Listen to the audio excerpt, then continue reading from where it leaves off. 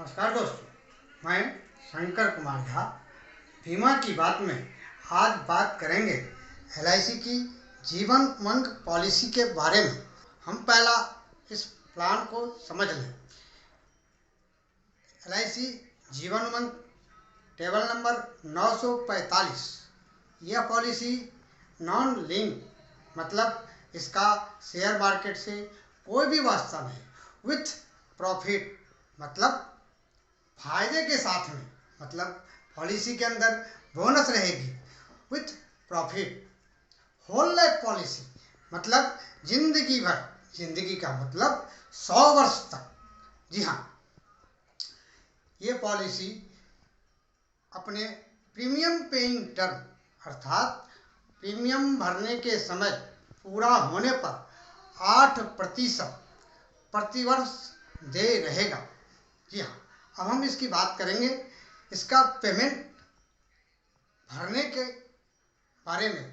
जी हाँ, इसमें 4 तरह के आपके पास विकल्प होते हैं।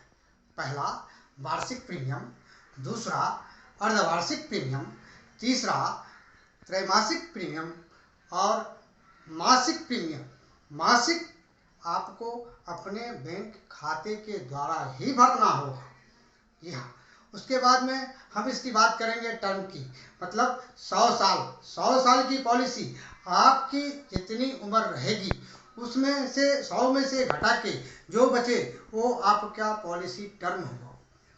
इसमें 4 तरह के प्रीमियम पेइंग टर्म हैं जो पहले से LIC ने निश्चित कर रखे हैं। 15 साल का बीमा, 20 साल का बीमा, 25 साल का और 30 साल का टर्म। ये 4 तरह के आपको ऑप्शन मिले हुए हैं। उसके बाद हम बात करेंगे मिनिमम एज एंट्री मतलब कितने वर्ष के बच्चे को, कितने वर्ष के व्यक्ति को हम ये पॉलिसी दे सकते हैं। तो मिनिमम 90 दिन पूरा होने के, जिनके पूरे हुए उनको हम ये पॉलिसी दे सकते हैं। अधिकतम कितने वर्ष, तो अधिकतम 55 वर्ष तक के व्यक्ति को हम यह पॉलिसी दे सकते हैं। अभी हम इसको जरा इस तरह समझ लें। कोई 40 साल तक के व्यक्ति को हम 30 साल तक का टर्म दे सकते हैं। 45 साल के व्यक्ति को 25 साल का टर्म दे सकते हैं। 50 साल के व्यक्ति को 20 साल का टर्म दे सकते हैं और 55 वर्ष के व्यक्ति को हम सिर्फ 15 साल का टर्म दे सकते हैं, ना कि उनको हम 20, 25 और 30 का टर्म दे सकते हैं। ये तो हमारी हो गई मिनिमम और मैक्सिमम टर्म के बारे में। उसके बाद में minimum end of premium paying term. इसका मतलब ये हुआ, यदि 90 साल के व्यक्ति को हम, बच्चे को हम पॉलिसी देते हैं तो उनका कम से कम 30 साल का प्रीमियम पेइंग टर्म होएगा, क्योंकि 30 साल पूरा होने के बाद ही इस पॉलिसी से जो विद्यमानता मतलब सर्वाइवल, जिसको हम लोग पेंशन भी बोलते हैं, पेंशन के रूप में लेते हैं, दे होएगा। अधिकतम उम्र इसमें अभी कोई 55 वर्ष के व्यक्ति, उनको हम 20 साल की तो पॉलिसी देंगे नहीं, उनको हम देंगे 15 साल की पॉलिसी। तो मतलब अधिकतम 70 वर्ष तक के आयु में आपका प्रीमियम भरने की जिम्मेदारी आपकी पूरी होनी चाहिए। उसके बाद में हम बात करेंगे कम से कम कितने का बीमा लेना पड़ेगा। तो कम से कम आपको 2 लाख का बीमा लेना पड़ेगा। अधिकतम इसकी कोई सीमा नहीं है। इसमें 4 तरह के आपको अलग से राइडर भी मिलेंगे, जैसे डेथ एंड डिजेबिलिटी मतलब मृत्यु या विकलांगता हेतु। उसके बाद में प्रीमियम वेवर बेनिफिट मतलब जो बच्चे की पॉलिसी होगी उनके प्रीमियम भरने की गारंटी के लिए, प्रीमियम वेवर बेनिफिट लेने के लिए आपको ये भी राइडर आपको मिलेंगे। उसके बाद में क्रिटिकल इलनेस राइडर, इसमें LIC ने 15 साध्य बीमारियों का समावेश किया है, ये भी राइडर आपको मिलेंगे। उसके बाद में हम बात करेंगे सर्वाइवल की, तो 8% आपको मिलेंगे। 2 साल प्रीमियम भरने के बाद आपकी पॉलिसी लॉन या सरेंडर दोनों स्थिति में रहेगी। तो आप पॉलिसी पे लॉन भी ले सकते हैं या आप सरेंडर भी कर सकते हैं। अभी हम बात करेंगे टैक्स बेनिफिट की। तो टैक्स बेनिफिट की जब हम बात करेंगे, इसके जो आप प्रीमियम भरेंगे ये 80cc के अंतर्गत रहेंगे। अधिकतम 1.5 लाख तक आप भरेंगे तो इसमें आपका कोई भी टैक्स नहीं रहेगा। अभी इसकी मैच्योरिटी की बात करेंगे, इसकी मैच्योरिटी की बेनिफिट आपको इनकम टैक्स में 10(10)(d) से मिलेगा। अभी हम इस चीज को एक उदाहरण की तरह समझेंगे कि ये प्लान 945 जीवन उमंग हमें कैसे पैसे देती है। हम तो बोलेंगे ये है आम का आम और गुठली का दाम। अभी हम देखते हैं, उदाहरण के लिए किसी 35 साल के व्यक्ति को हमने 15 साल का टर्म, उन्होंने 15 साल का टर्म लिया, तो मतलब ये जो 50 साल की आयु जब उनकी पूरी होएगी, वहाँ से उनको हर प्रतिवर्ष 8% मिलना चालू होगा। उदाहरण के लिए किसी व्यक्ति ने 1 लाख साल का प्रीमियम जीवन उमंग में भरा 15 साल के लिए।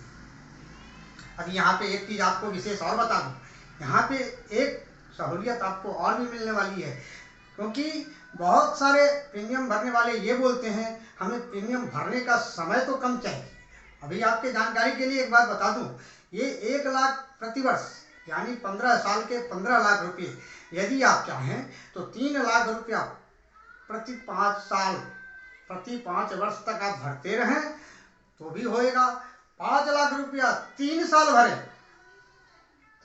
ये भी होगा, और 15 साल के बाद आप प्रतिवर्ष 1-1 लाख रुपया लेते रहें। अभी अब हम इसको ऐसे समझें, जो 35 साल के व्यक्ति 15 साल के टर्म के बाद यदि उन्होंने 50 साल पूरा किया तो 51वें साल से उन्हें प्रतिवर्ष 1 लाख रुपया मिलना प्रारंभ हो जाएगा। अभी हम बात करते हैं 10 साल बाद 60 वर्ष पूरे होने के बाद जो उनका रिटायरमेंट का उम्र रहेगा, उनकी सेवानिवृत्ति की उम्र रहेगी, वहाँ पे यदि उनके मन में आवे जो हमें पैसों की ज़रूरत है, पेंशन देखेंगे आगे, तो 10 साल तक 1-1 लाख रुपये का सर्वाइवल लेके, मतलब विद्यमानता हेतु लाभ या पेंशन जो भी वो समझें, 10 लाख वहाँ पे उनको मिला रहेगा। अभी उनके पूंजी में 5 लाख और बाकी है, यदि वो वहाँ पे उसको सरेंडर करें तो उन्हें लगभग 30,52,000 रुपये मिलेंगे। मतलब उनके पूंजी के 15 लाख रुपया लेने के बाद भी LIC उनको 25 लाख रुपया अलग से, मतलब वो ब्याज समझें जो भी समझें, उनके पैसे का उनको मिलेगा।